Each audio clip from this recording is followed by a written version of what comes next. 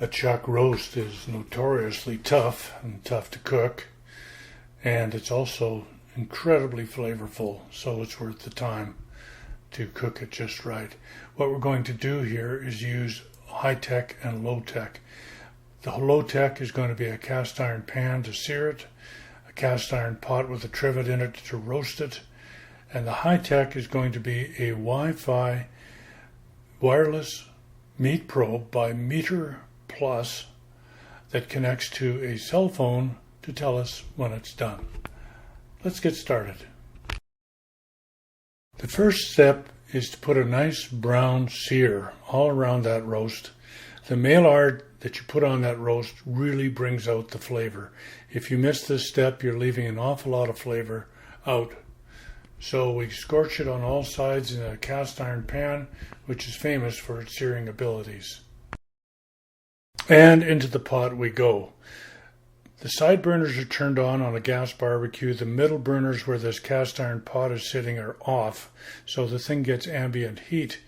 You can see that the roast is sitting on a red trivet that keeps it out of the grease, and you can see that the lance is in the middle of the roast with the receiver end sticking up.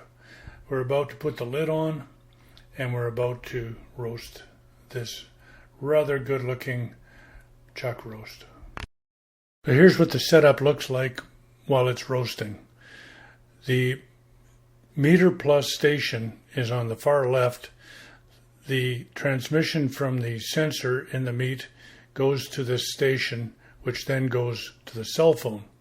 The Weber barbecue has the lid closed. The temperature on the barbecue is about 350, but inside the pot and inside the middle, it'll be a little different. So let's take a look. Okay, we're partway through the roast here now. The internal temperature is at 100.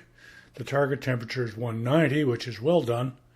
And the ambient temperature inside the cast iron Dutch oven is a nice steady 224 degrees, which is perfect for a low and slow.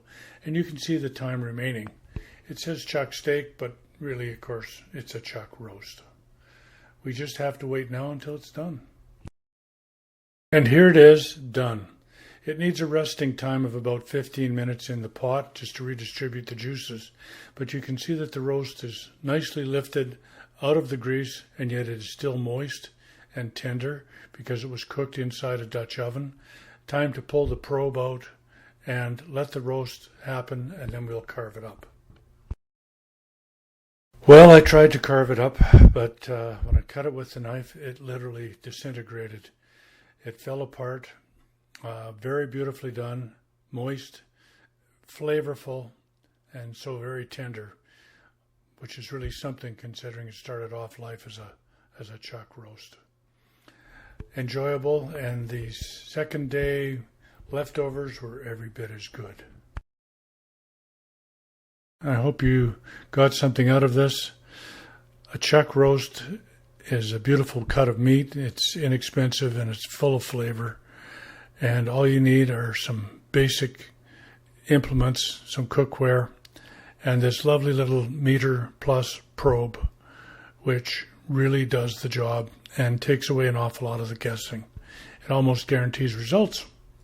Thanks for watching.